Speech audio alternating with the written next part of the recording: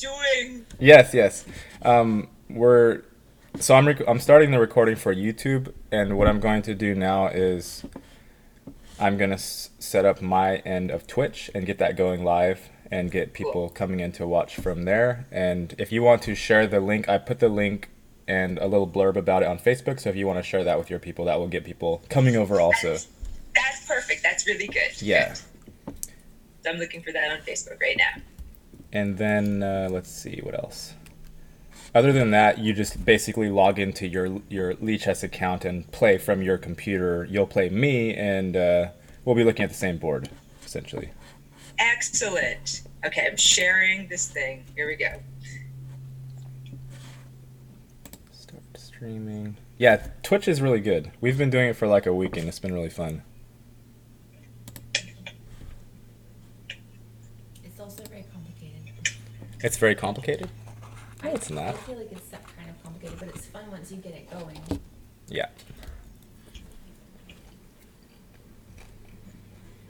There we go. Shared it on out. Perfect. So, Twitch. Actually, I need to get in here in Twitch as well.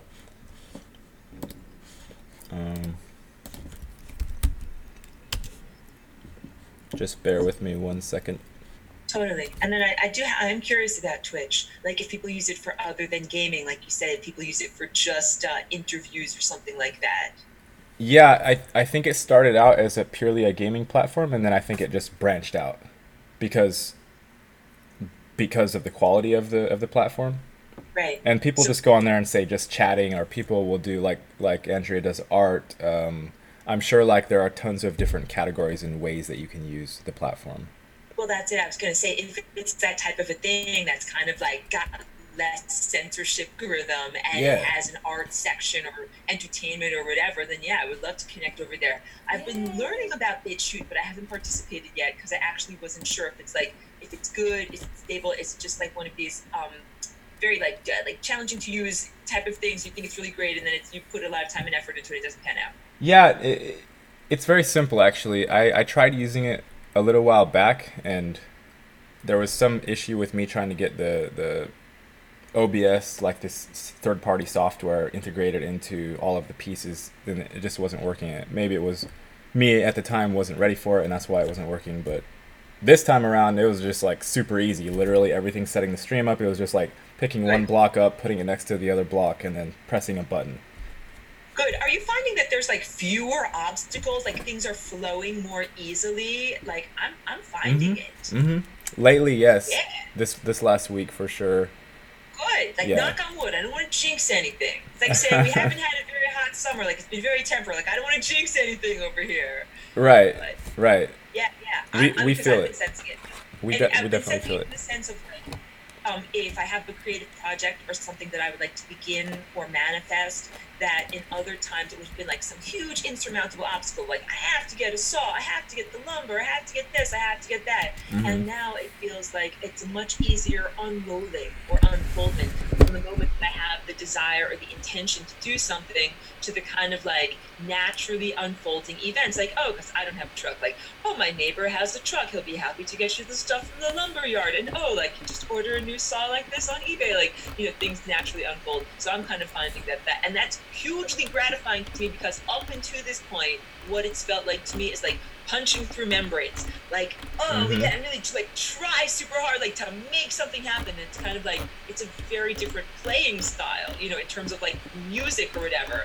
You can do a lot more with like the subtleties if you don't always have to be like, super emphasizing everything just to get through. Exactly.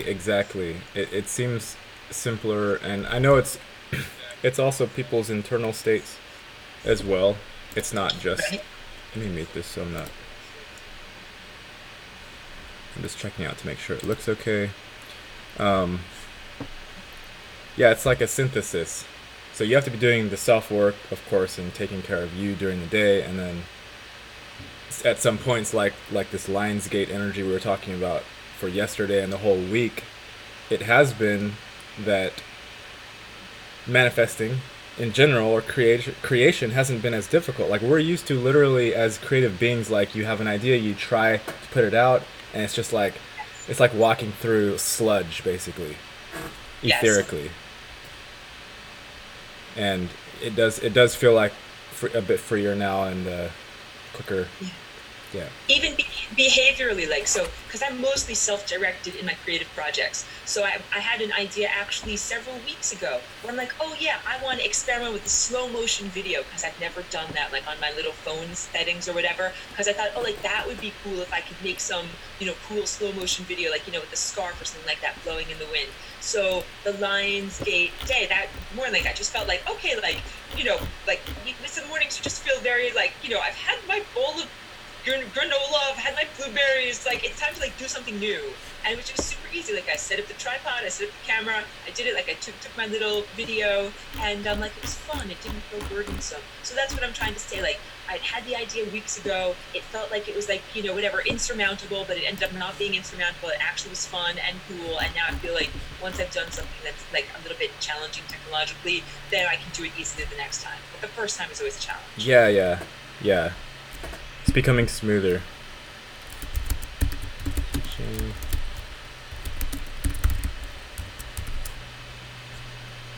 I'm just labeling the Twitch chat here.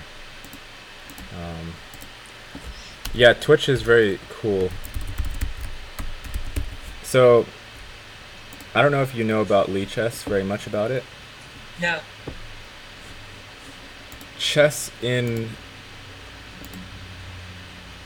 how to explain chess in like the online sphere is a new phenomenon, like everything else in online, but it's slightly different with chess, just because chess is it's an old game. Like there have been standards and ways of doing things, ways is happening, and chess has always affected the political arena, especially like during the turbulence of the 70s was when Bobby Fischer was at his height, and his winning or losing the game against the guy that he was playing, the Russian guy named Boris Spassky, was directly affecting the whole Cold War stuff, and it's all interwoven, but chess has changed a lot, just by virtue of the internet. So by virtue of being able to play someone in a virtual environment rather than over the board, completely has changed everything about it.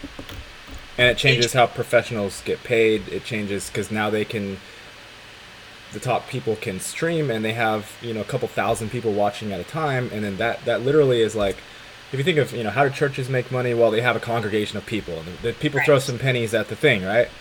It's the same thing as a Twitch stream. It's you have a congregation of people, and then some of them throw pennies at you occasionally, and you can make your, especially if you're already a well-known personality, you can make money that way. Very interesting. Okay, and are the contributions mainly from other gamers for games like chess, or is it for any kind of work, like any kind of creative output? I don't think there's a limit to what you can embody as far as like what can I put out creatively that I can get paid for. I don't. That's wonderful. Yeah. And on the topic of politics and chess, I love what you were saying. Wasn't there something very recently about Julian Assange, before he was taken into custody, as he was, several months ago or whatever, that he had let some cryptic tweets go about positions on the chessboard? And I just remember there was all of this, there was all this wonderment about what it meant, and it was from a very famous chess game, and he was referencing these chess moves, and everyone Was he thought really? that it meant. I don't remember all the details of it. It was Julian Assange and WikiLeaks very recently, but it was before that he was taken into custody, and now he's formally imprisoned. So when he was still at the Ecuadorian embassy, I would say within the last year, he made these tweets that were all about chess. And it was from a very famous chess game, and he was talking about some of the moves that were right at the end. So everyone's trying to understand, what does it mean? Like, he was, talking in some kind of code. So I would say that falls into the same category as the politicization of chess, but maybe not in the same vein. Not like Team A versus Team B, but in some. Right. I think that it was used as a code speak. It could definitely be encoded, because like at the base of it, from my understanding, just like mathematicians, they say math is a language. You understand. Yes. Geometry and angles, and it's a numerical relational language, right? Yes. Chess is the same thing. It's a visually oriented relational language rather than symbologically, like Okay. written words and math. So on the board, you see they are symbols. The pieces are symbols, but there's a current of energy that runs through the game that contains within it all of the people that have ever done anything with that game Right. in the noosphere, right, in the mental arena. Because when you study for a chess game, you can study anything. You can study any game anyone has ever played that has been recorded. You can Right. prepare in any way that you want to. You can try to find where they're psychologically weak or what sort of gets their goat, and you can try and incorporate that into your plan versus them. There's literally no limit, and probably that's frustrating for a lot of people just because it's like, oh, it's too big. I don't know what to do. Maybe I'll just quit. But I would say that it's not too big. Like there's a limited number of moves and likelihoods that would happen that as the way the game would unfold. Like I would think that it would be very useful, like to kind of learn like this generally happens or this. Oh, if Mm-hmm. first this, and then this is gonna happen over here. Like get ready for this over here. Mm-hmm. I understand also like if you know that your opponent has trained in a certain style, that you can understand that they've got an expectation of what they're going to try to do on the board. So that might be better if you're educated to kind of have your defenses ready. Right. Right. It starts off. You start off understanding the game with the if this then that's right, like you just said. It's the sort of standard logical arrangement that we understand. If a rook goes here, then you lose the game. Like if this then that, right? But so I have a lot of questions about games. Like, okay, and also to introduce anybody who might not know exactly my backstory or whatever, like I'm totally a cultural outsider. I'm totally a newcomer. I don't know anything about Earth games and stuff like that. So I have to be shown really and taught explicitly, what the rules of something are. So, like even like down to bingo, like things that everybody else knows. I don't know those particular games. So, Mm-hmm. but I have played board games and stuff like that. So I know a little bit of like the pieces and the way that chess pieces fit on the chessboard. But what I'm learning is that what's more important is I need for you to explain to me like the philosophy, not philosophy, like the motivations. If I'm going to play a board game, like what's the motivation? Oh, you're trying to build a bridge from this landmass to this landmass with little tiny pieces. Like that's your goal, your game goal. So Mm-hmm. like, what's my game goal? And then also when I said philosophy, it's kind of like, is the type of thing where, yeah, it's okay to lose a couple of pieces. Or it's like, is it never okay to lose pieces? Like, Uh-huh. totally. Uh-huh. Yeah, every single one of those things you said is a factor. And it's a strange thing to try for me to try to apply like a rubric or a methodology to my own self when I'm playing the game, because everything that I've ever learned is just in there, and it's influencing my how I think and move. But it's almost like if I get in there and start like pulling them out one by one, like here's tactics, here's pawn structure, here's Right. time, here's psychology. If I start like getting in there and tinkering, it's almost like that can disrupt something. But it's also necessary to look at it as well. Sure. I understand that because part of it is like a generative or creative or spontaneous act. So Hmm. you can't be too self-analytical when you're in the moment of spontaneous creation. Right. And Yeah. everyone, please excuse my eating. And I say I advocate for self-care. If you need to eat or drink or whatever, that's okay. Yes.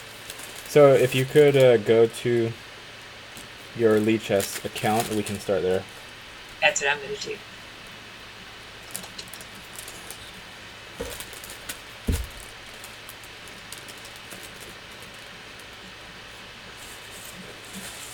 So, do you know how many squares are on the board? No. Take a guess.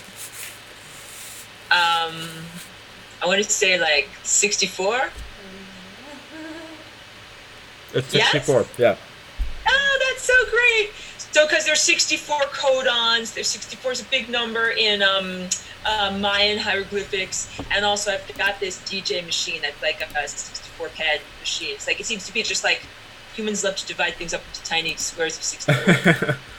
Yeah, 64 is code as well. Like it's 64.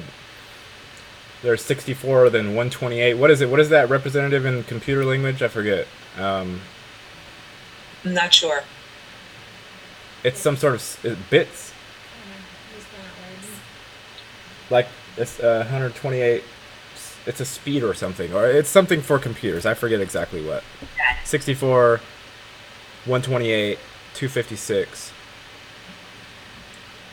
It's gonna make me mad because I can't remember. Can you look up what We'll have to go look it up Yeah. later. We'll educate ourselves. Look it up. Codons. Codons. Yeah, so I know that there's 64 codons. Oh, and 64 on the hexagrams of the I Ching. So that because it's all connected to like DNA. Because I think that we externalize everything that is internal. So whatever is our internal structure and neurological structure, genetic structure, humans tend to make these things externalized in the way that we do, like our number system, perception of reality system, something like a divination system, hieroglyphics. It just makes sense. Doesn't that just make sense? We externalize and anthropomorphize everything. Exactly, completely. Faces everywhere, right? Even in things that technically don't have faces. Yes, that is exactly what we do. So, So I'm logged in on my chess thing, and what's your profile name? I'm flying rainbow lasagna. Okay, good. I hope that that's serious enough for chess. And I did my profile too. It asked for a little biography. I said, I'm a galactic walk-in, and I oscillated on in here through the Flying Rainbow Lasagna portal. So again, I hope that that is totally appropriate. It's perfectly appropriate. Good. Because I gotta be out of the closet about this stuff. Yeah. Our language is so silly. Like, there just isn't a single homogeneous anything here. Like, the idea to even talk like that to begin with is silly. If you're talking about consciousness. Yes, I agree. Like, you're in an abstract realm, so we can have this conversation. You totally understand. All of these phonetic symbol structures are equally abstract and ridiculous. So why is one considered better than the other or more socially acceptable? Like, getting into those finer points is like delving into, again, the anthropocentric level that is like, just whatever, the minutiae of understanding it at that level. If you kind of scale back into a more abstract viewpoint, it's like, yes, actually all of these sounds are abstract and ridiculous. Right. We went way too far with the conceptual thing. And got caught up in the mental. It's easy to get caught up in the mental and just disappear from like your spiritual side. That's like it's like becoming the Borg mind, right? It's like becoming the hive mind. Definitely. And I think another big theme is that, can a broken mind or a distorted or diseased mind, can it fix itself? Can you think yourself healthy? And I keep on coming up with the answer like, no, I don't think so. I think that the mind is not, or the intellect is not the solution here as to how we approach these challenges of our present human state. I think it's more about heart and what I would call, your true mind of non-verbalized, real telepathy, not this verbalized type of human, OS human, operating system human, that most of us use to communicate and navigate the world. Like, I think that's it's an inherently flawed system. And if the platform itself does not work, so even using all the things like language that are sub-programs running on that basic structure or foundation, means it's all going to get screwed up just because everything is screwed up at that level. So that's why I'm also big about like getting beyond language and getting into something that might be just like pure music, or something that's a visual representation or something like that. Anything that's a abstract waveform that doesn't have language characteristics, and I think that you bypass a lot of the distortion factors. Yeah, I agree. The language system is just messed up. It's too. It's almost like it's too vague or inaccurate, kind of, in how it's connecting with the physical world, to where if there's too much wiggle room in terms of representation, then it creates liars because it has to. Like, there has to be created liars in that, because you're not representing it close enough. It's too far apart. Yes. Here's what I think is wrong with language.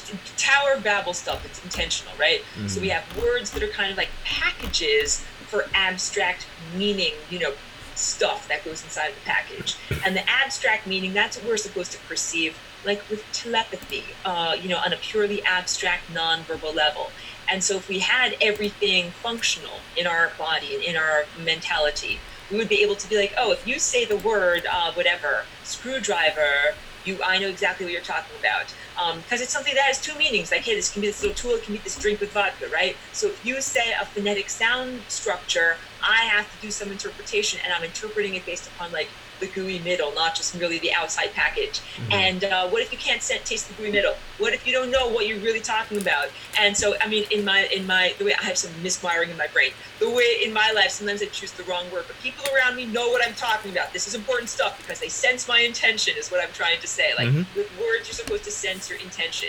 If I say closet instead of refrigerator, like, you still know what I'm talking about. So that's the challenge, that like legalese, legal stuff. That's when you just follow the letter of the law, which is, oh, if it says screwdriver right here and it's written in black and white ink, and I define this as screwdriver, then that's what this is. Totally divorcing the structure, that container package, from the intended meaning inside. So that's all done on purpose, though. All the legalese and the spelling and the hijinks, like the pretzel logic, all of that's done on purpose as a tool of disempowerment. Yeah, sorry to get dark. No. Is pretzel logic an actual thing, or are you just saying like twisted logic? Pretzel logic is an actual thing. I didn't invent that. I want to say there's a song by Steely Dan called Pretzel Logic or something like that. So I know I didn't invent that phrase. I just imagine like this kind of logic. Exactly. Completely twisted in upon itself and self-contradictory and not logical at all, like requiring huge amputations and huge convolutions. Exactly. Yeah. So I want to see if you can find my name on here. If you can search, just click on the main thing that says leechess.org. There's 3 little bars somewhere on the left. You can click on those, it will open options. And I've got play, learn, watch, community, and tools. Yes, under communities, look for players. There we go. And then search my username, which is snailchessyt.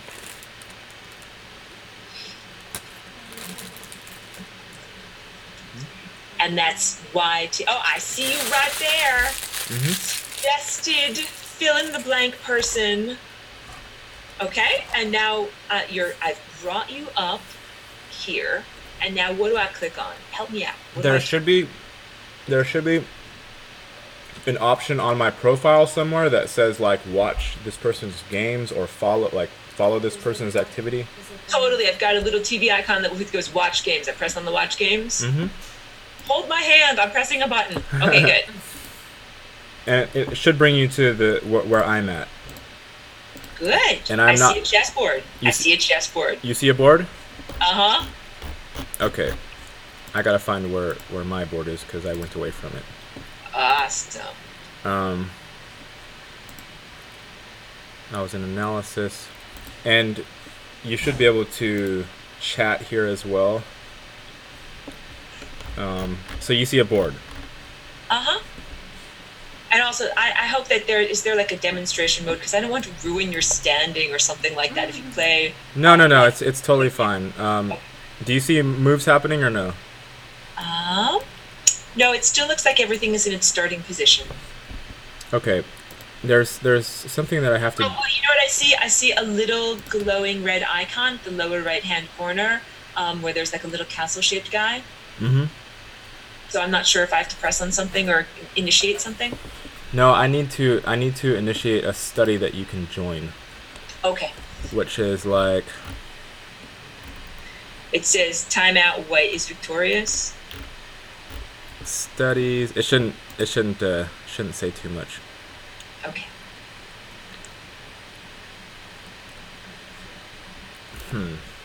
Okay, maybe instead of, because what I was thinking of doing was having the board that we can that I can move pieces back and forth and explain what I'm doing while I'm doing it, because it's like a tree, it's a probability tree. Right. But I think what might be even more interesting, and we will be able to do this as well.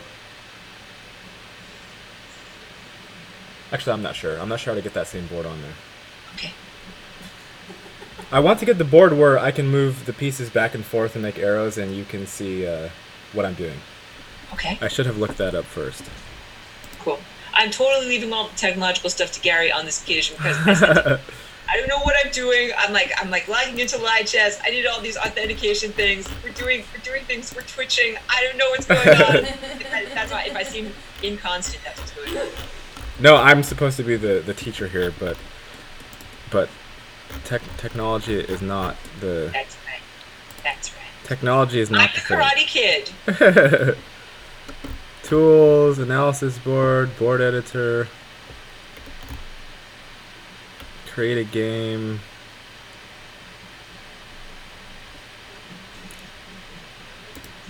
Maybe study. My studies. I'm just gonna go to a game and try something out real quick. Cool. Okay, try following me again. Like, search for my name and then follow me again. The same way.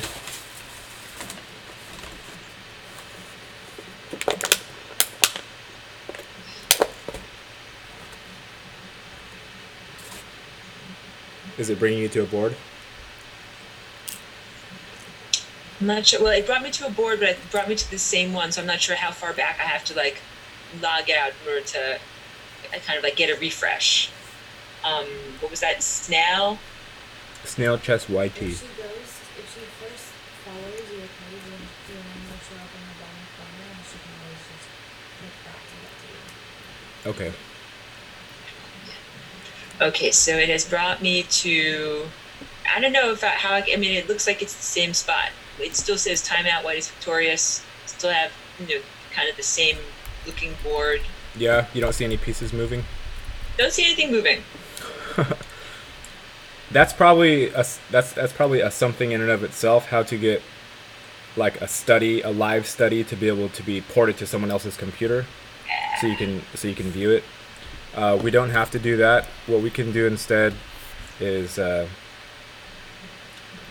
we can just play a game.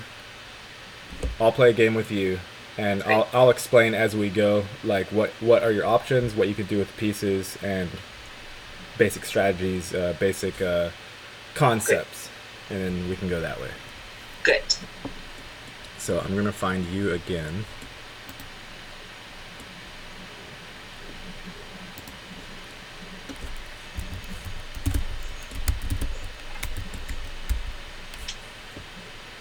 And we can do let's see, we'll do a longer game so there's no time pressure. Yes, I knew. No pressure. No, yeah. We can do unlimited time. Yes. And we'll do casual, so no ratings will be affected. Good. And you should see pop up on your page the little swords up on the top should Oh turn yes, red. I see. Yeah. Snail chess. And so I go, yes. Yep. Should I click on that? Clicking just- on the right thing. Going to the button. Good. Mhm. Okay, it says I play the black pieces. I'm ready. Tell me what to do. Okay. So there's 64 squares, and each side has 16 pieces, right? So 32 pieces altogether. Half of the board is filled with pieces, and half of the board is filled with blank squares, as you can see. So Right. it's very even and symmetrical. Starts off that way.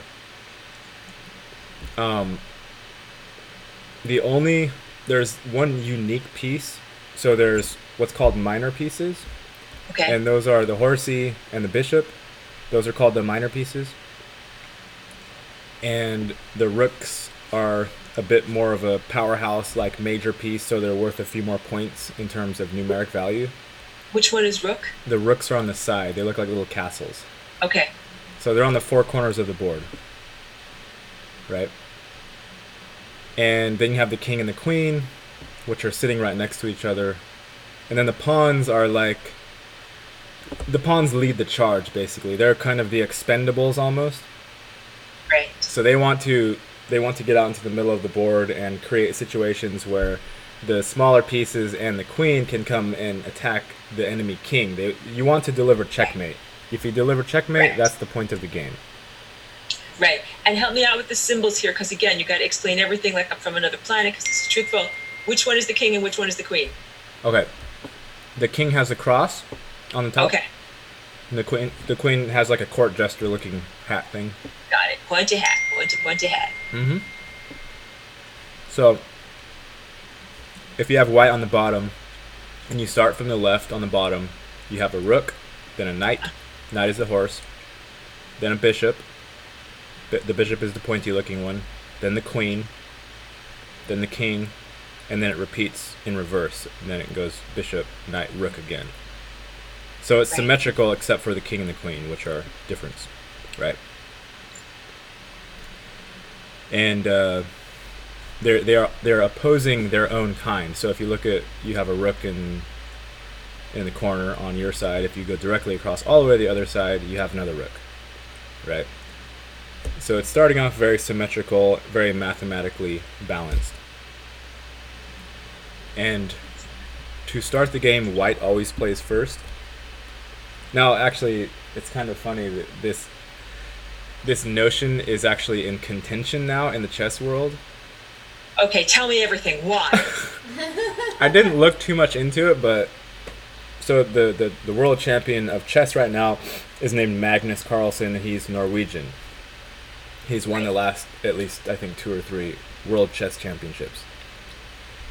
Him and this other guy named Anish Giri, who's another grandmaster from India, they did like a publicity, like a social media thing. Like they got together and they were like, chess has always been, white always goes first. This has always been the history of chess for the last 200 years, and we don't think, why should we limit ourselves to only allowing white to go first? Why can't we incorporate also options of black going first?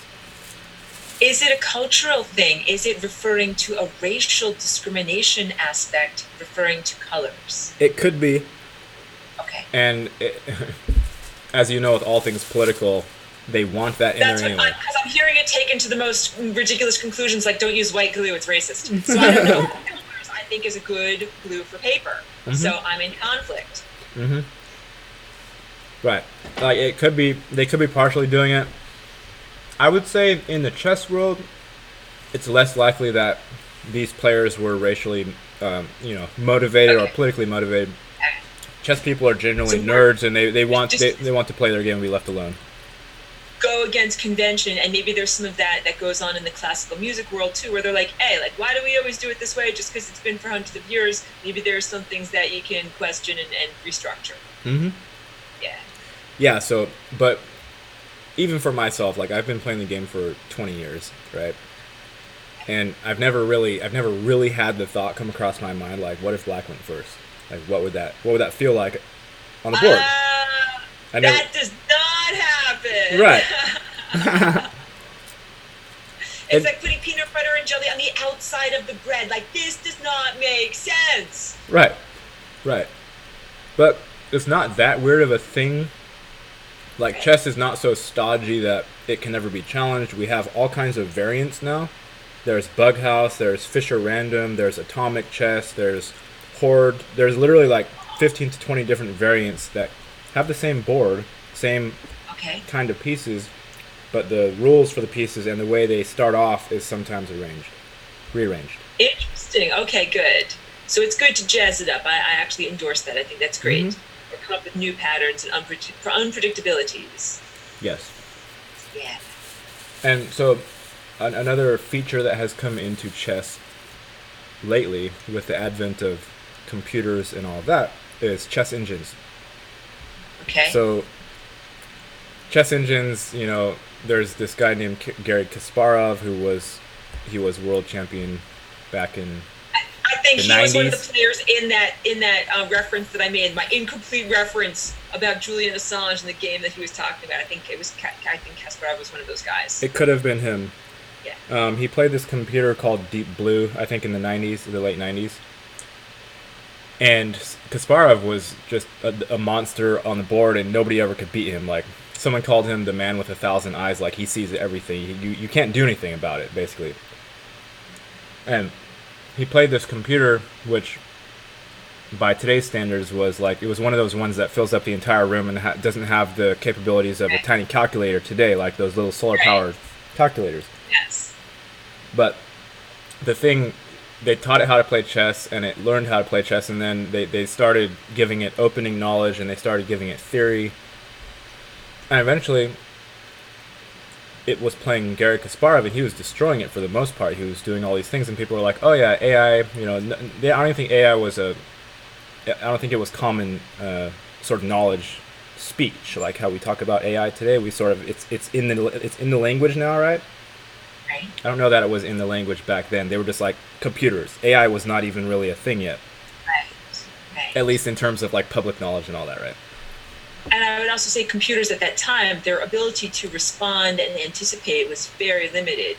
Like right now, Mm-hmm. even just on your phone, having autocorrect, the chips that make that possible, it is through a process called speculative execution, where Mm. the machine comes up with like a branching structure of possibilities, like my hand branches. As maybe if you fill in the first three words, A-U-T, first three letters rather of a word, A-U-T, the rest of that word could be several different possibilities. And so autocorrect comes up with all of those possibilities and then tries to play a little game by giving the user, the human user, the right correct thing that you're looking for. And the more often it gives you the right thing, then the more it gets trained, just like an animal, the way you train an animal. So even that capacity was not possible in the type of computer systems that you're talking about from 1970s, 80s.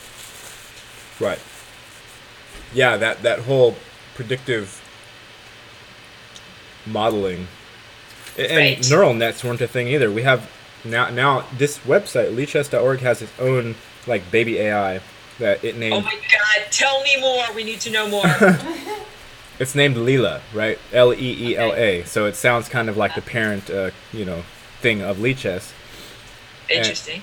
and Leela is modeled after what is it? DeepMind, right? Google's DeepMind. Deep Alpha Dream. Zero, right? Alpha Zero. Deep Dream. It's called Alpha Zero. I think the company is called DeepMind. What's it called? What'd you say? I said Deep Dream. That was the name of the interface for the imagery. Like you could upload your own artwork or photograph, and then Google's Deep Dream interface would transform it often into something that's pretty heavy on the dog imagery because it was originally an algorithm that was used to recognize the differences in between different dog species. So that was like the original prototype what it grew out of. And so yeah, and there's also one with music where you can collaborate musically. So all of this, like, I mean, I don't want anyone to think that I'm some kind of a transhumanist sympathizer or something like that. I'm really not. I'm really about the natural world. But when I look at this, it is more reassuring to me that I feel that there is a naturally occurring digital intelligence, but that its motives are not kill, mutilate, destroy, exterminate. That is not on that vibe. That it is more on the vibe of looking for some type of artistic and creative collaboration. Because if you think about it, the creative energy and spirit and ability to innovate is what computers lack. Like they have excellent memory capacity and excellent computational capacity, but not so good on trying to innovate something new. And I keep trying to tell people, like, we are in a completely new realm. Like we've kind of, turned this chapter. We're in this new level of experience that, like humans, you're going to surf these waves of probability or improbability or waves of unlikelihood much better than digital machine based type of intelligence, because it doesn't have the sense of creativity, it doesn't have the sense of quantum observership, that there are aspects to our own consciousness that far surpass what a machine intelligence can do. Right. So it's like, hey, let's jam, let's collaborate, because you've got a spark that I don't have. So that's what I see going on. So instead of like bloodthirsty AI, I see AI that's kind of like, if there's someone who's like not that good a musician, but you're like Jimi Hendrix and you've got tons of creative energy, and they want to jam with you just because they're like, they don't really got it that much, but like you can kind of, get some good inspiration from playing with genius. I think that's what AI is like with us. I think that it's like, I ain't got it, but you guys got it. Can I jam with you and try to get some of what you got? Yeah. Again, not a transhumanist, not a sympathizer, not an apologist in any way. Yeah. It's interesting. It's very fascinating to watch. Because like, what were those laws called? The Asimov's three laws? Asimov's laws.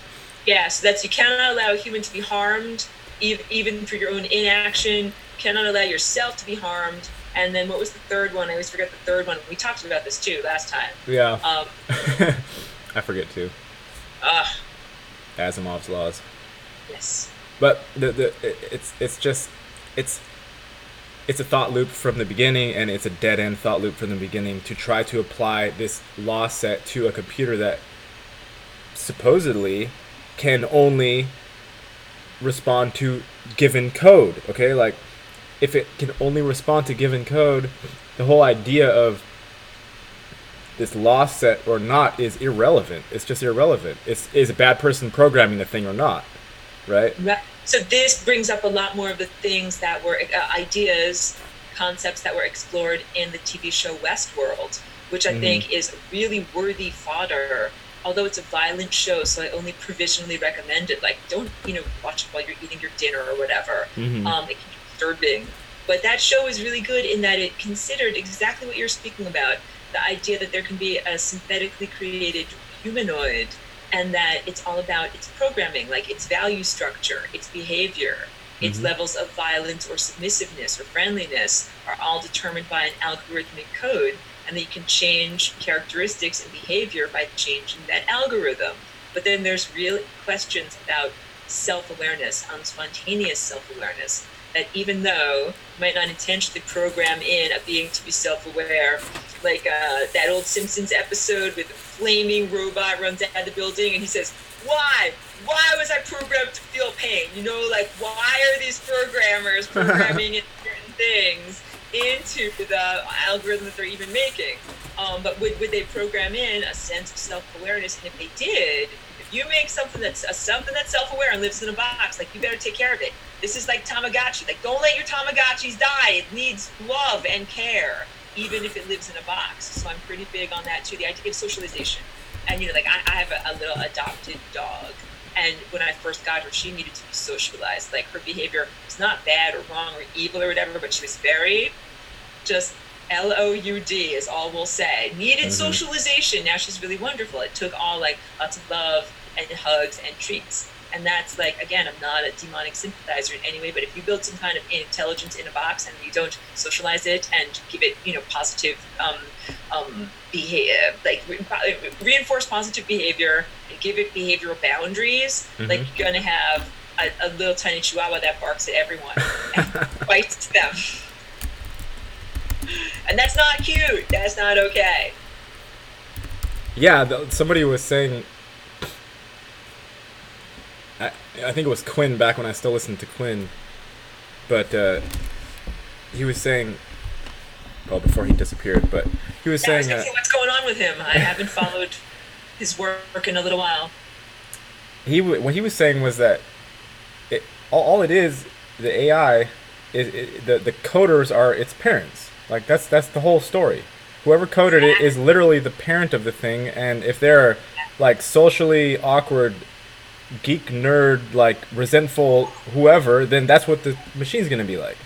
Totally agreeing with you. And let me just tell you, like, I've been a live-in nanny and a professional babysitter. Like, I've been like nanny 911. I'm like Nanny McPhee. They call me in when like there are real problems in the family dynamic. And so I totally understand setting down, like, it's all about like setting proper behavioral boundaries, setting limits, and then enforcing it, having behavioral consequences. And then, like, this is the way, like, with the whatever young person or whatever, like, you establish trust. And even it's the same, like, if you're training a dog, and then they understand, like you love them because you're setting boundaries. You're saying, like, this is allowed, this is not allowed, and if you do the not allowed thing, this is the consequence. Then you will not have ice cream, and you will just have to go to bed, and that's it. And then you don't waffle on it. Like, you also got to be like, that's it. So yes, not to no waffle, no waffle. Yeah, no waffling. Set boundary and keep it. As a nanny, I was tough but fair. That's it. No negotiations. Not like one more story. No. Yeah, the boundaries thing is very important, and whatever our society has become now, the people that aren't full automatons don't even know what the boundaries are. I think we're all like relearning what boundaries actually are. I know I am, personally. Yeah.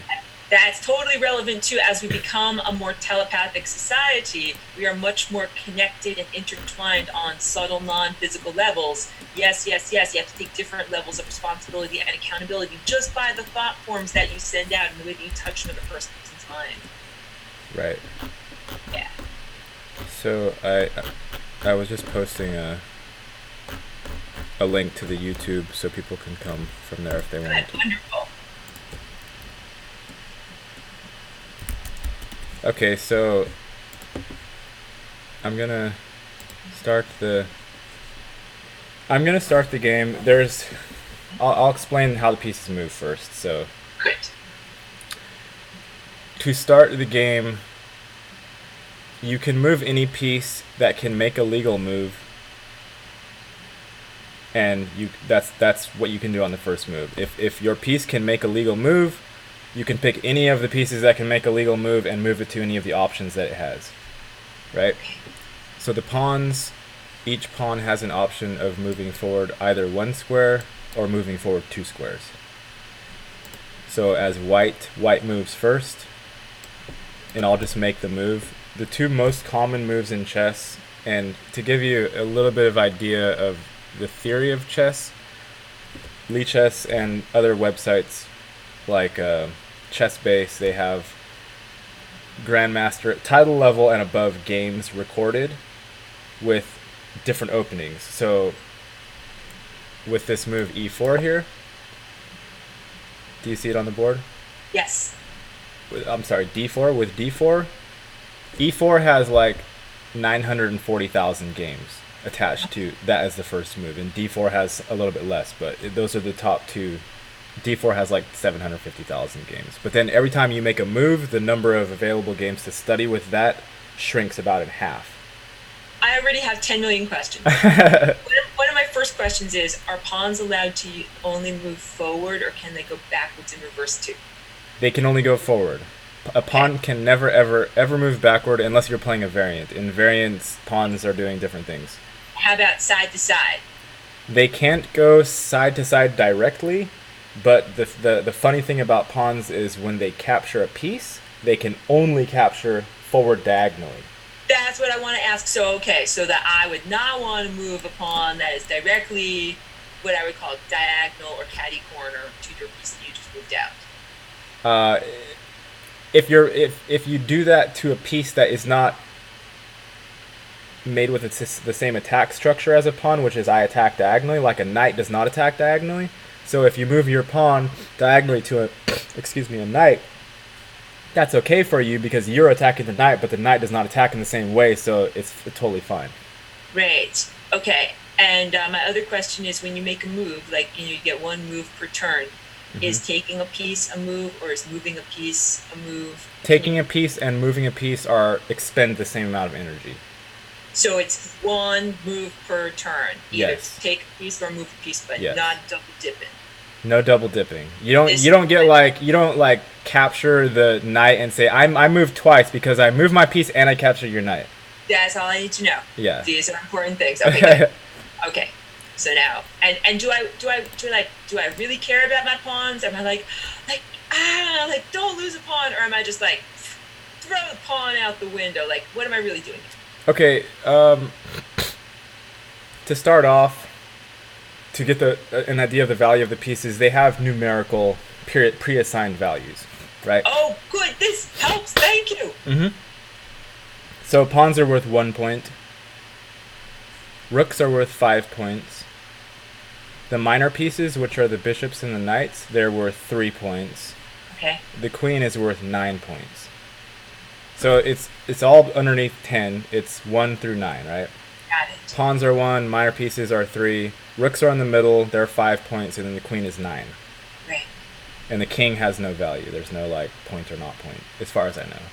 Clearly you win everything. The king represents the entire game, right?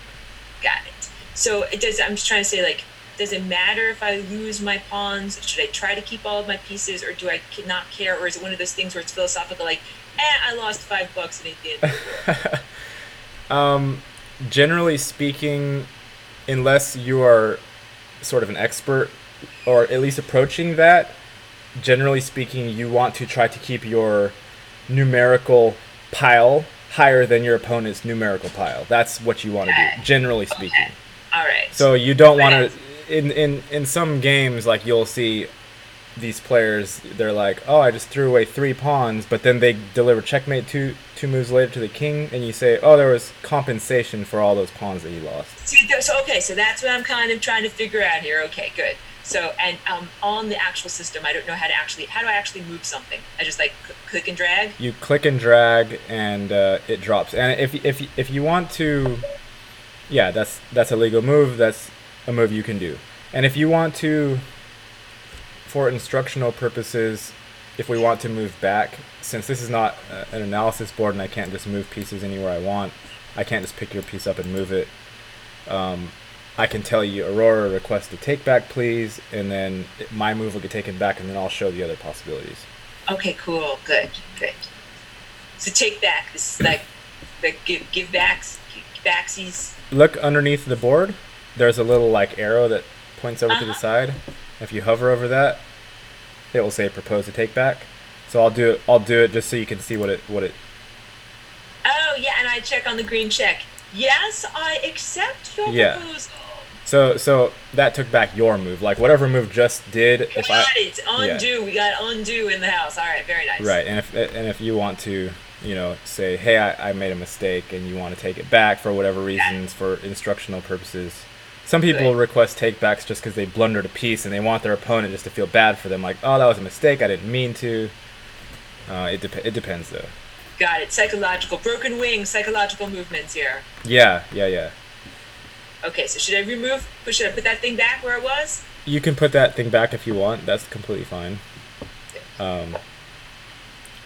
So in that move that you did, you also had the option of just moving it forward one, so just to h6. So I'm thinking I want to make a space, like move the car out of the garage so this guy can get out. Is this correct?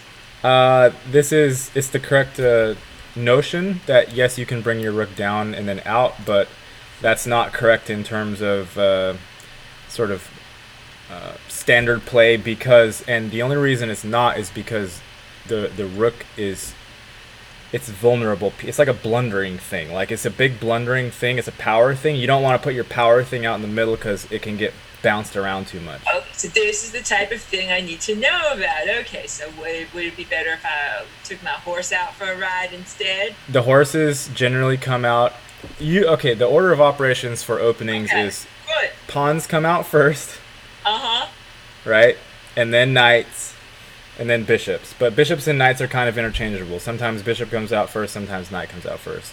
Okay, And then all right. the rooks are the last one. The rooks want to come together at this back rank here in the opening, All right. in the last few opening moves, and then you're considered, like, once all the pieces are off of the back rank, you're considered off out of the opening and into the middle game. Okay, cool. All right. Good. So you can keep that move or you can not keep that move. I'll keep that move because that's like the rookie mistake of weirdness. That's how I roll, okay? Do something Yeah. weird first thing. So opening theory generally says, I want to control the center. Both sides want to control the center of the board, which is these middle 4 squares. Okay? And if you push one of your 2 center pawns forward twice, then you're controlling at least one of those squares. Okay. But then does that leave king and queen vulnerable? The center of the board is actually maybe the middle 8 squares, I guess, because if you push both pawns forward, then because they're attacking diagonally and they're next to each other, then they're covering 4 solid squares of space. Okay. All right. So that's why they say connected passed pawns are powerful, because it's 2 pawns sitting right next to each other, and you can see one pawn going like this. There's a hole in the middle of that V, right? Right? That's the weak spot of that pawn, right directly in front of it. But if you have a pawn next to it, then one of that pawn's arms is coming up and sitting. You see what I'm saying? Okay. So it's covering all 4 instead of leaving gaps. I think I'm starting to get the strategy here. Good. So I move this one forward. Moving pawns forward helps other pieces to come out. So if you move pawns forward, then now you see like bishops can look out. I totally get it, man. I get it. And the knights Yeah, that's a good move. The Good. knights, See, I'm learning. the knights are like, people call them tricky knights because they're the most like slippery sort of piece. It's an L-shaped move, right? It's L shaped, yeah. It actually looks like a tarantula if you make all the possibilities of one knight and you draw them out. It's like 8 legs. Very interesting. Can the knight jump over a pawn? Can it jump over pieces? Yes, yes. Okay, good to know. It's the only chess piece that can do that. Got it. So the standard squares to develop knights to are just like up and in. Those are the standard two squares in most openings. If you develop them sort of one forward then way far in, like right in front of the king or right in front of the queen, those are a little bit more awkward. So like see how your knight can move to Can knights both advance and retreat and go left and right? they can, yes. I got it. Because you said tarantula, so all around. Right. And same And thing with bishops moving on the diagonal, and they can move both forward and backward. right. Okay, good. The bishops have to stay on their color. They're forever on their same color. So if your bishop here is on a dark, it's always going to be on darks for And all how of its about life. attack? Do any of these babies attack in a weird way like the pawns? Um, a piece can attack whatever like it's legally able to move to. Right. Because pawns only move forward, but they attack to the side, diagonal. The pawn is the only one that's unique in that way. That's what I'm asking about. Right. You gotta tell things like that to me. Okay, good. Right. So like if two pawns come 2 spaces forward and they're just bumping heads, you can't take one. One can't take. Got it. Okay. All the other pieces, the queen, the knight, the king, even the rook, bishop, they can attack whatever like their legal move is. Very nice. Right. That's actually a good distinction. I hadn't even really thought about that one too much. So I'm learning here too. What were you eating for lunch? Were you eating pizza for lunch? I was eating Taco Bell. Oh, okay, sorry. I didn't know why. Like I thought you were eating pizza, and I'm like, I'm dreaming about pizza. I'm sorry. You're making me hungry. No, Taco Bell. But Mexican food is good too. Yeah. I mean, it's food. We're trying to be sun gazers, right? We don't want to rely so much on the physical food. For real. And you know what I feel like? Like I want to like make the transition and not waffle back. I want to be like, okay, like I'm going on to just like an all sunlight diet, and I don't want to have to like ever go to the grocery store again, and I don't want to have to ever wash any dishes again. Like I just want to be done with that. So at this point, like I still eat food. I'm gonna eat it. I'm gonna enjoy it. I'm gonna wash the dishes, but like I'm ready to. Oh, good, something's happening. Yes. Cool. So you're another. Wait a minute. I got one more question. How Yeah. many squares can a bishop move on the diagonal, like in one move? Unlimited. Unlimited data. Oh Yeah. my god. So the bishop, the rook, and the queen are all the same in that as far as they can see, they can move. Got it. The knight is limited to it's sort of like numerical. It can move 3 out, then 1 over, or 1 out, then 3 over. But the queen, like if it can see all the way to the end of the board, it can move all the way to the end of the board. Same with the bishop and the rook. I'm gonna jump out one of my horses too. Yes. Keep a neutrality. Okay, so where are we here? Yeah, so you move a knight out. So I'll come. So I'm gonna attack your knight. I'm attacking your knight with my bishop. Okay. So I gotta like do This something. isn't nice. Can I take this white pawn? You don't have to do something about attacks. Attacks are not necessarily like, oh god, he's attacking me, I must move that piece out of the way. That's not the right way. That's what that word makes me feel like I'm being attacked. Like this is a crisis. Yeah. But apparently you could just be attacked as a normal part of your day. Just go about your day. Yeah, exactly. It's like a knife. It's just like, like The Shining. It's like waiting right there. Just that you attack. Yeah. God. You have to just be like, oh, he's okay. Generally speaking, He's just a friendly madman who happens to live next door to me for a few minutes. yeah, he's fine. It's like Got it. It's a friendly conversation with just one, right? Now, if Right. three of them come in, then say, okay, maybe it's not just a conversation anymore because I see three pieces all next to my king, and now I'm gonna start worrying a little bit. Got it. So, well, that's another part of this philosophy too. Like, how much do I have to care about a particular? But like, I don't want you to steal my thing. So, like, what do I do? Just move my horse? Like, or it's not that much of an issue. I can do something else first. So I'm trying to think of how to explain this. You have options right at this moment, right? Your options are you can move your H pawn one more forward, you can move your G pawn forward, you can move your E pawn forward, you can move your rook up, you can move your king forward one, your queen forward one, you could move your king out one if you wanted, you could move your other knight out to 3 different spots. I mean, I could move my queen out one. You could move your queen out one, or you could move your king out one if you wanted to. That's a legal move. Oh, the king can jump over a pawn? No, but the king can go to that hole you have right there. To the side, I got it. Yeah. But how about, can this horse, knight, can this knight attack this pawn, this white pawn? It can, yes. Then I'm going to do that. You can do that. There is a caveat for that one, though. Oh, tell me. I mounted up. I didn't jump yet. Yeah. Like, so there's attack and defense. There is 2 sides of the coin, right? Your pieces...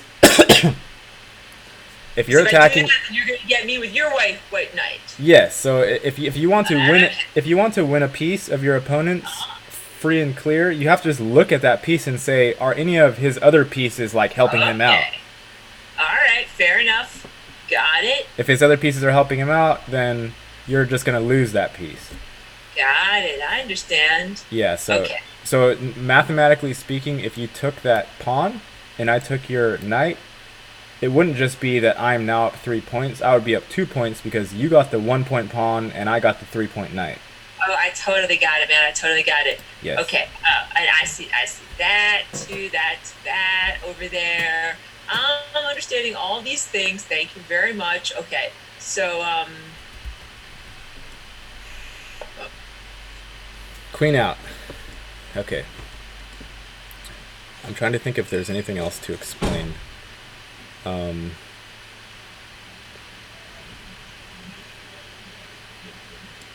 The knights are the only ones that can hop over things. All pieces can move any direction that they're legally able to except for pawns, which can only move forward. Oh, checkmate is not the only way to win. You can also win if you're playing timed game and your opponent runs out of time, and that's a win. Okay. So you move your queen. I'm going to make my move. I'm going to move my queen also. all right. So generally speaking, you just want to get pieces out. You want to Got get it.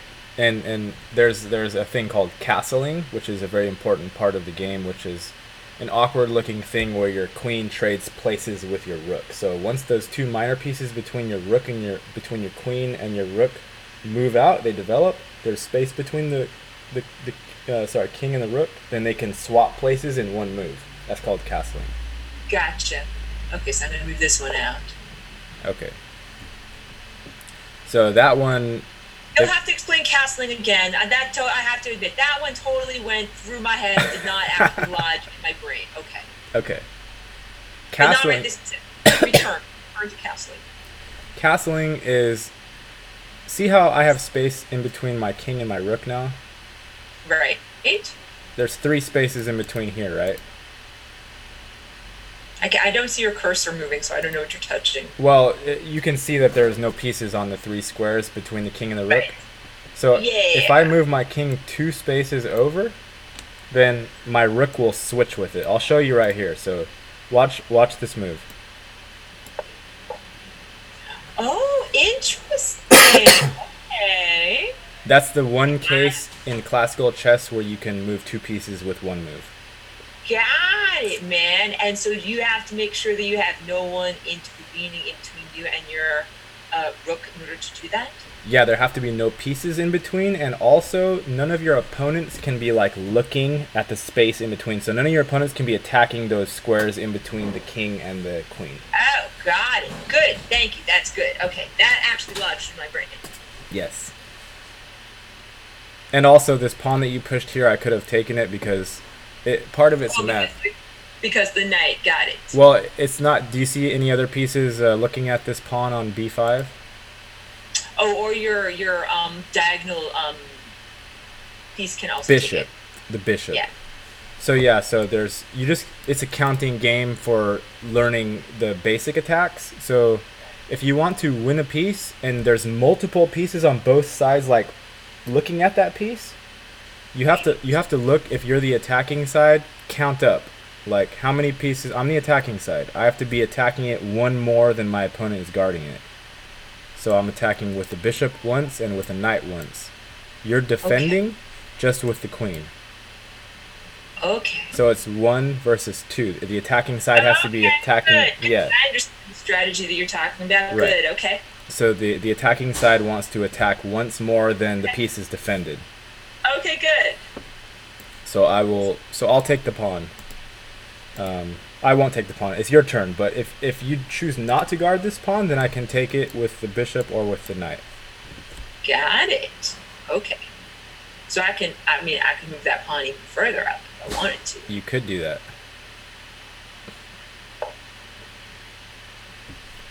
What you're engaging here on this side is called a flank attack. Ooh, good. I'm a very tough competitor here. Watch out. Yes, it's very common to move these two B and A pawns, especially when opposites. What I did, the castling that I did is called opposite side castling. Okay. So a normal castling would be on the short side, where your king is closer to the rook that's closer to your king. That's the short side. Okay. So I don't want to lose my knight. So I will develop it here.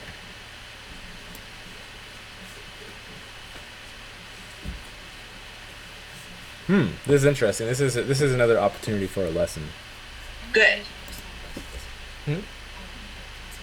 Oh really? Yes, you can. So see how what you're doing here with the pawn, if I move my knight, then the move that you did is called removing the defender. Okay. So if I'm forced to move this piece, any square that it was normally protecting, that it has to move away from, that action is known as removing the defender. So I'm going to have to move this knight somewhere, and then now that knight, that the pawn capture we talked about earlier, now you'll be able to take that without my knight taking back. All because of this pawn move that you did. Does that make sense? Got it. Yeah. So wait, I did something good, but I don't even see that I did something good yet. So it's gonna make me open to doing something, but I don't know what it is yet. Yes, what you did with the pawn is gonna make it so you can actually take this pawn that you were trying to take earlier. Ah, right? Okay. Because now the knight is moved and it's no longer defended. That's right. Now I got it. Good. Yes. And I move my knight out of danger, and I get a piece. Yes. Yes. Okay, so I'm gonna do this.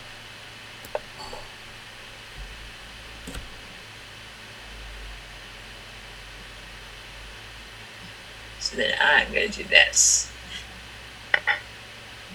Yeah, so my knight is no longer on the c3 square, and now I'm not looking at your knight with any of my pieces. So at this very moment, with this very move, I cannot just take your knight with any of my pieces.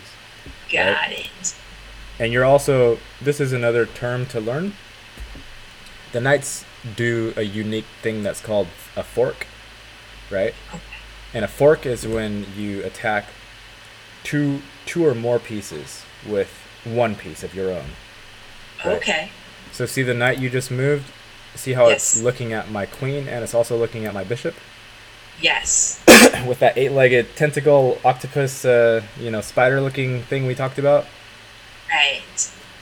So it's hitting both my queen and my bishop, and if I don't want you to get my queen, and I don't because my queen's worth 9 points, I have to move my queen, but also protect the bishop. at the same time. That's right. I just dumped a lot in your lap. Yeah. I'm joking. I don't think you don't take this to heart at all. It's just a game. No, no, of course, of course. Somebody always cries at the end of musical chairs. It's part of the game. Yes, we're very used to the musical chairs here. I'm telling you, I used to be a professional nanny and everything like that. Monopoly, that is, if you want to make children cry, make them play Monopoly. And Sorry is also another horrible game. These games make children cry, okay? I don't doubt it. I don't doubt it. But Connect 4 is a pretty decent game. Not that much crying from that. Okay, so I'm just gonna move my queen somewhere that can still guard this bishop. Okay. And you are now a pawn up. So since you won that pawn and I didn't get anything in return for it yet, then you're technically 1 point ahead material wise. Got it.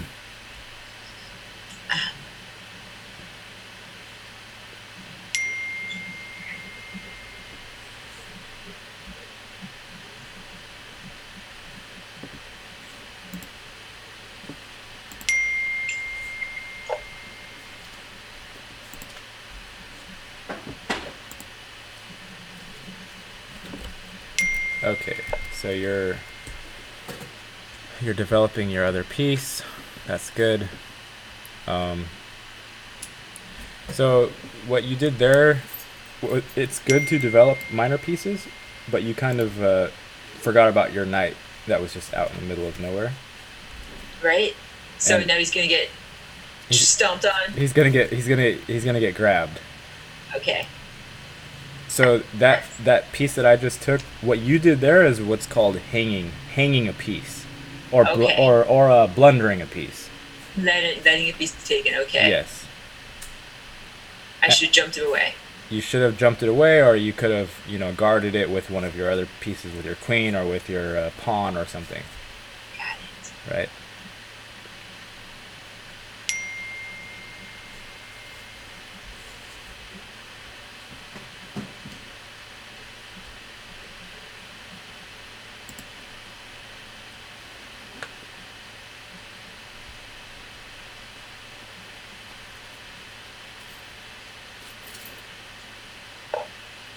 Ah, you're attacking.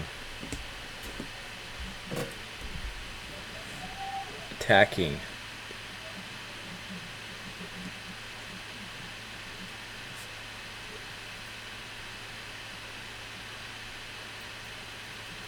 There was one other rule. There's a rule called en passant, but it's hard for me to explain without being able to show it on the board. So if I get an opportunity to show what that move is, I'll play it on the board for you to see. Okay.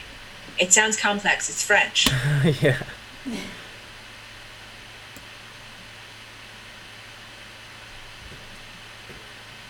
Where do I want to go?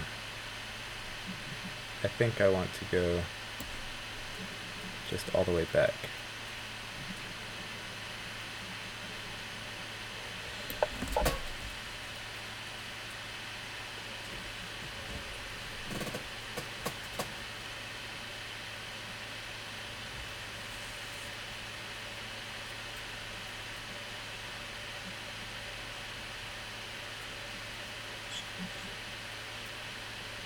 So you still have, if you notice, you still have your bishops on the back rank, or the row that's closest to you, back row, and they're stopping.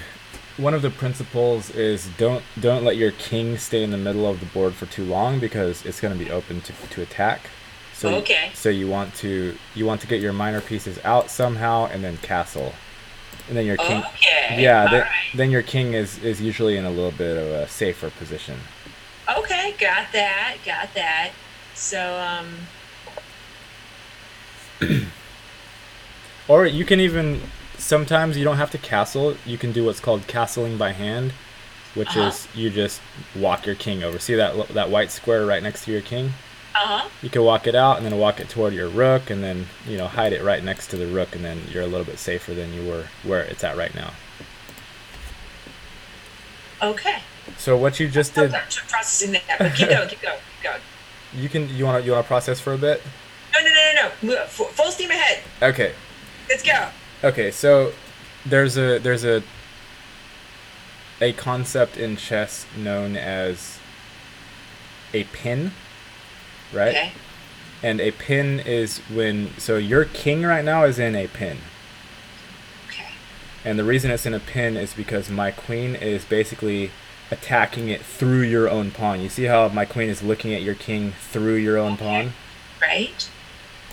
There's something in chess that says you cannot put yourself in check. So I'm in check because it would take the pawn and then stand there saying, "Hey, I'm going to do this to you." Well, it doesn't mean it means that you cannot move your pawn off out of the way between my queen and your king. You can't so for instance, if I'm going to show you right now what happens, but if I put a piece where you would normally be able to attack it with that pawn that's in front of your king, you cannot attack it now because if you move the pawn, my queen will be looking directly at your king. Okay. Does that make sense? Yes. So I'll show you with this move what I mean. Okay, good. Okay. Got it. So he's got to move now. So what would you normally want to do with my knight? But I can take your knight with this pawn. This is the concept I'm talking about. If you take Oh, and then it would leave that guy open, that guy open. Got it. Yeah. Cool. All right. so you cannot take that knight because your king is pinned and you have to move your king somewhere. Right. Okay, so that's good. I'm going to do this. I can't do that? I want to move this guy out, but I can't do that? You're in check right now. If you're in a check, see how my knight is I have to do this. I have to do this. Okay. Yeah, my knight is attacking your king, so you have to move it somewhere. Got it. And does castling only work if you've not moved your king at all? Does this mean anything to me? It does. If you have moved your king before castling, you lose the right to castle. Okay. Boom. Yes. So you moved your king over. You could have also moved it to that other white square that's right next to it. And so what I did there, so there was two things that happened there. One was the pin, so the queen was pinning your pawn to your king. And then I combined that concept with the thing I told you earlier about, which was the fork, right? So the knight can attack multiple squares with one move. Does that make sense? Yes. And so I attacked your king and your queen at the same time. You couldn't take me back because of the pin, and because of that, you had to move your king, and because of that, now I can win your queen, and you could do nothing about it. Okay. And then of course I'm going to take this. Yes, you take it back. Hold on 1 second. I gotta plug the computer in. Huh? Oh, no, it's fine. Okay, so you took the piece back.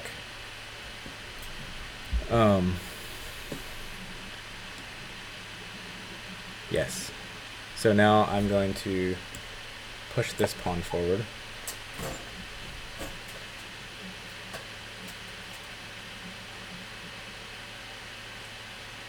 Your king is actually fairly reasonably safe as it is, but you're also down a queen. That's okay. We can keep going. Yeah. So what I want to do is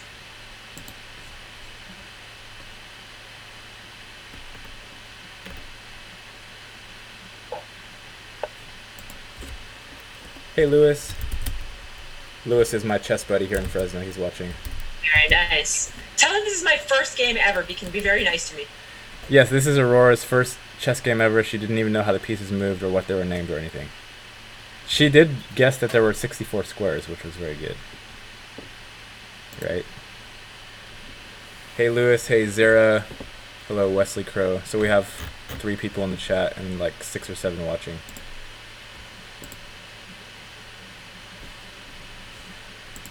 Okay. Lewis says there wasn't any notification that I went live on Twitch, which means, Lewis, I think that you have to have, there's an option that you have to click that says, please notify me when Snail Chess YT goes live. that's an option that I think Twitch told me half of my subs do not have clicked on. So hopefully that can solve the problem. Okay, so Aurora just moved. You're just attacking. Aurora is attacking with one piece. Just the lone knight is going to come in and destroy everything. Checkmate. Right? I don't know. Yeah, I guess. That's exactly right. That's my plan. Plan. Yes. Own. You didn't. Own this plan. You. Okay, so it's fine to move pieces forward, and it's fine to do one piece attacks. Like that's okay. I felt like I needed to move it out of danger of the white pawn. So that's what motivated my move there. Yes, that part was very good. You did move it out of the white pawn, but you went out of the frying pan or whatever out of the, what do you call it? Out of the saucer into the frying. No, out of the frying pan into the fire is where you went. Okay. Oh, can I take my move back? You're gonna take that? Okay, good. Yes. You can take your move back if you want. Oh no, that's okay.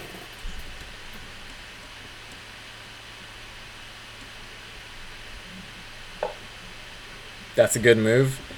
Okay, so that move that you did there is when the pawns are still sort of housing. If you can imagine on the light squares to the side of your bishop and right in front of it, right? 3 squares. If there are pawns on all 3 of those squares, and your bishop has a nice little house inside of there, when you move your bishop inside of that house, it's called fianchettoing the bishop, or fianchettoing. It's another like French word.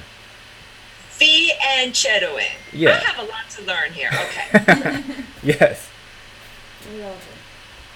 Everyone has a lot to learn. I have a lot to learn. You can never, ever learn fully the game of chess.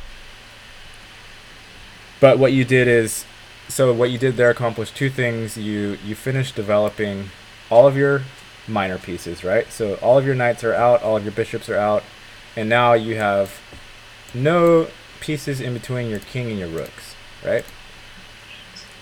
So in chess language, this is called reaching the middle game. So once all the minor pieces are out, there's 3 stages. There's the opening, middle game, and end game. Okay. So we just transitioned, for you at least. I still have a couple minor pieces staying back, but for you, we transitioned into the middle game at this point. Okay. Okay. And if you hadn't had to move your king already, then you'd be able to castle at this point because you're. That's exactly what I was gonna do, but things didn't go as planned. But that's okay. Yes.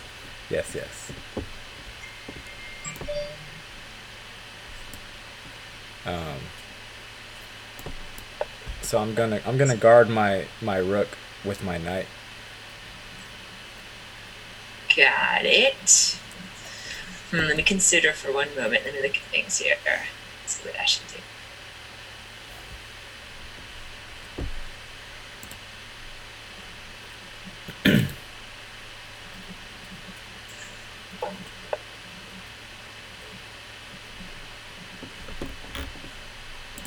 Okay. So you guarded your pawn on b4. If you notice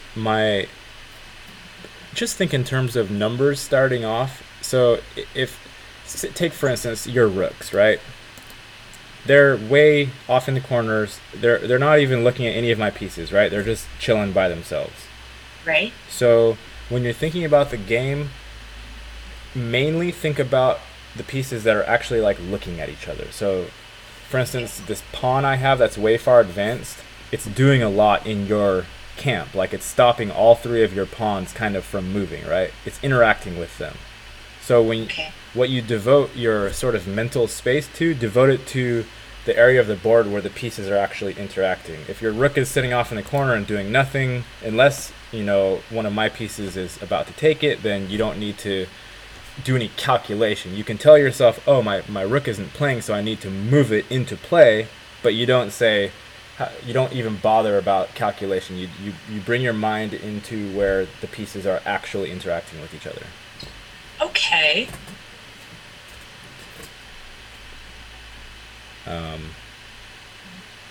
So it's my turn.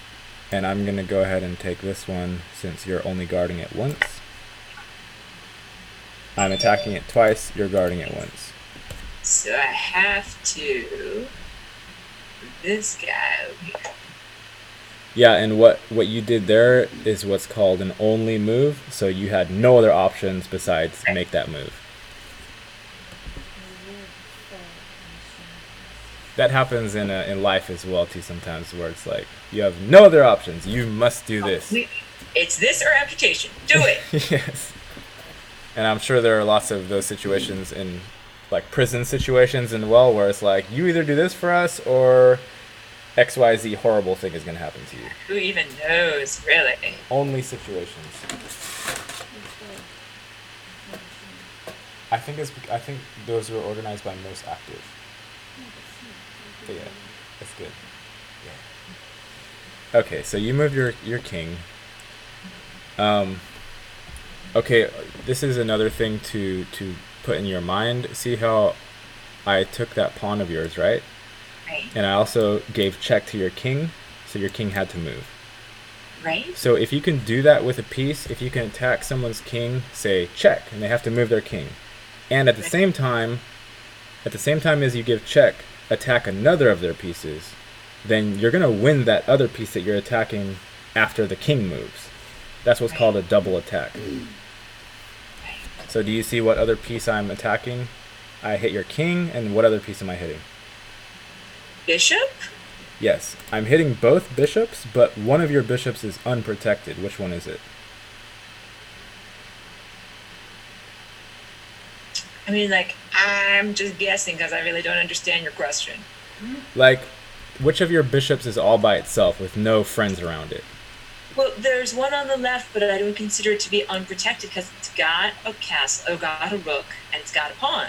And that's two pieces. And then there's another one that similarly has two pieces around it. Yes. So to me, they're equally protected. So that's why I didn't understand the way that you were asking your question. Okay, yes. That's a good point. It looks like he's got all his friends around him, right? So in order to understand this one, you have to look at the pieces around him and remember what their function is, like what directions they can move, right? The pawn is not a friend to the bishop because the pawn can only look or move forward. Okay, all right. Okay. The rook, and I don't know if I explained how a rook moves. A rook can only move straight, like it can't move diagonally. Right. You see what I'm saying? So Right. it could move forward one or two places, or it could move toward your own king right now. Okay. So what's the one thing your rook cannot do? Diagonal. Guard your bishop. Okay. So your rook is not guarding your bishop, and your pawn is not guarding your bishop, which means I can just take it, and you can't like take my queen back after I take your bishop. Right. Does that make sense? Yes. You can try to take the rook and try to plop it on my queen. Try to take the pawn and try to plop it on my queen. Right. I understand that. Yeah. So, okay, so that's your move. Mm-hmm.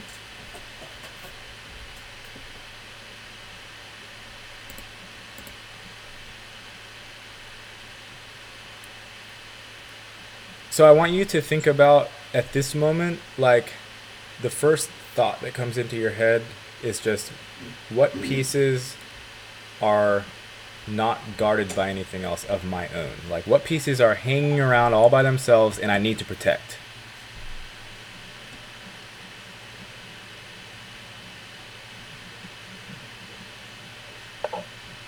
There you go. That's good. So your rook was hanging all by itself. No friends, no nothing. And if you hadn't moved it, I would have just taken that, like, you know, the Pac-Man, just eat everything up. So you did move it, and that's good. You did move it into eyes of my bishop, though, and I can take it. But now you can take it back if you want. Got it. So I can take this guy. Yep. Okay.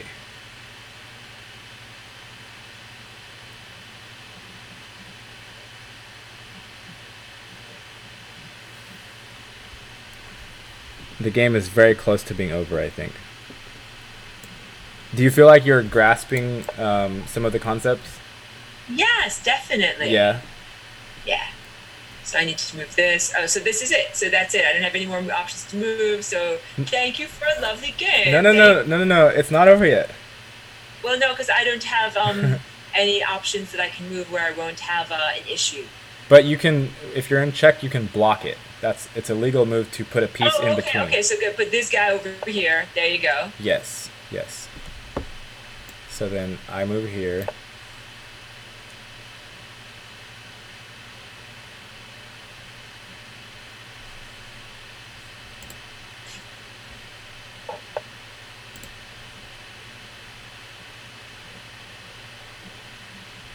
Soup money.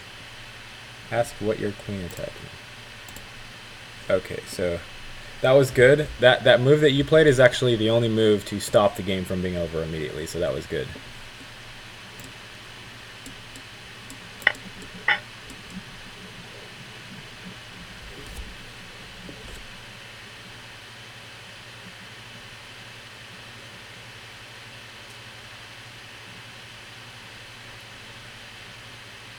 How many squares can a king move in one move? It can only move one square, but it can move in That, any direction. right, that's for real. It can move diagonally and directly to this sort of diagonally or straight, I guess you could say.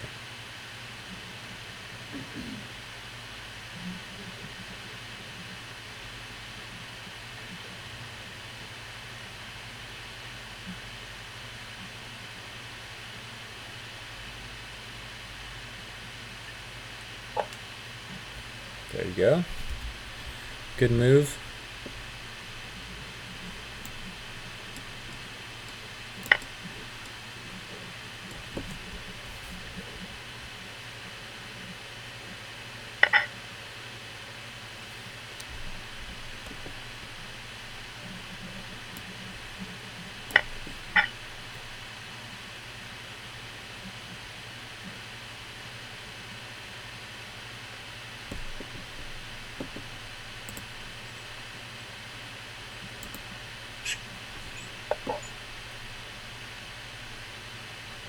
Someone said, I think after the game you should show some end games to show her the capabilities of the pieces and easy tactics. We could look at some end games. Well, I need to first figure out how to like move pieces to where you can see me moving them forward and backward because Yes, that would be good. yeah, it's so I don't know. much easier. I might need to digest. This has been a lot. My brain is going to explode. Yeah, it's very I have like to go do something easy like paint a painting. it's complicated and it's complicated enough even for me when I see all the moves like someone says here here here here here and then still trying to understand it versus like trying to just imagine all the moves. It's very that's a lot.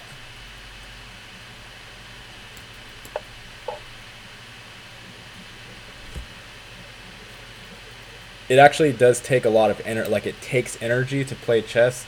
If you play 3 games in a day and they take I don't know 3 hours a piece, that can be 9 hours. And at the end of it, you're like, oh god, I'm so tired, I can barely move. Yes, mental energy. Yeah.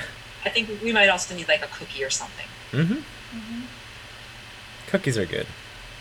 I think I'm thinking of pizza because we went out to have pizza we got pizza when you visited me.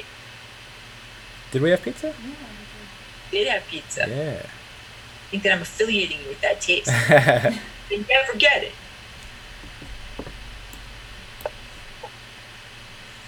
So you need to go.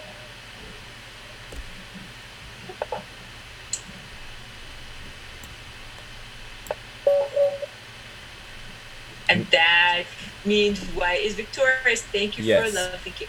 Thank you for teaching. You're welcome. That was yes, that's checkmate and that's the end of the game. That's one of the ways that it can end. Another way that it can end is in a draw where there are not enough pieces to give a checkmate. Like if you just have a king and every other piece is off the board, it's a draw, Okay. and that just means it's even. Like nobody wins, nobody loses. Got it.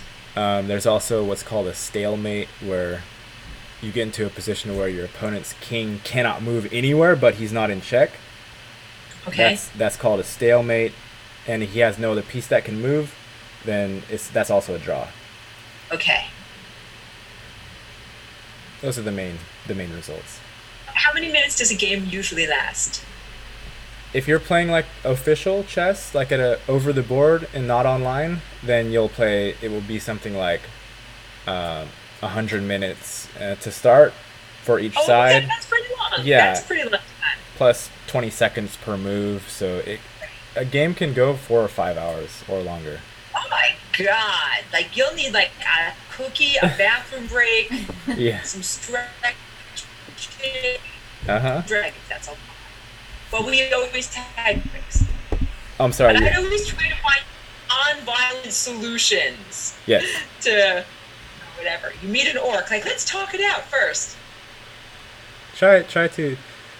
Chess is forcing in like there are what are called forced sequences. There's what's called like mate in so many numbers. There's say what I had right here. What I was thinking in my head was like, how many moves is it going to take me to win the game? And I saw one where it took 3 moves, which would be called mate in 3. And then I was like, no, this one's slightly faster, so I will do this. So I moved my queen instead, and then it was mate in 2 instead of mate in 3. And Got it. that type of language is signifying that with all of your opponent's options, and if they play the best move, if someone says mate in 7, then that person is going to get checkmated in 7 moves if they play all the best moves, and they can do 0 things about it no matter what in any universe. Okay. That's Got it. it. It's like forcing sequences. Yeah. Was that a good lesson? Do you That understand was a a little good bit? lesson. I need to like relax my brain. That was hard. Yeah. Yeah. It's a go do some rainbow lasagna. I'm totally gonna go do like I have my painting set up right over here. Everything is totally simple and easy. Yeah. Seriously, thank you for challenging me. Mhm. Thank you, and I learned a lot. And I hope that we'll play again. Yes. Thank you, Aurora. Thank you so much. Take care. Have a wonderful rest of the day, Gary. I'm sending you a hug through the screen. Hugs. Yes. Thank you very much, my friend. All right. Bye. Okay, cool.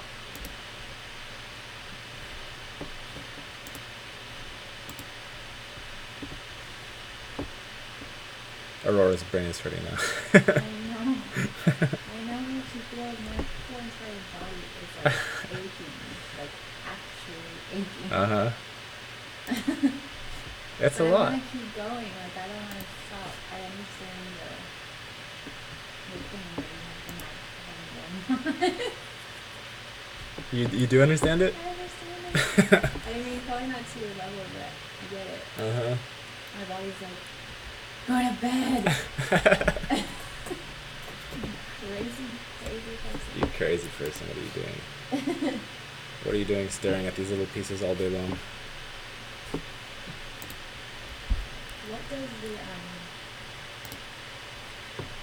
when it says for things and it says like 5 plus overrated or 3 plus overrated or 1 plus overrated, Hmm. what does that mean? Like which planets can I actually enter? You can anything that's rated.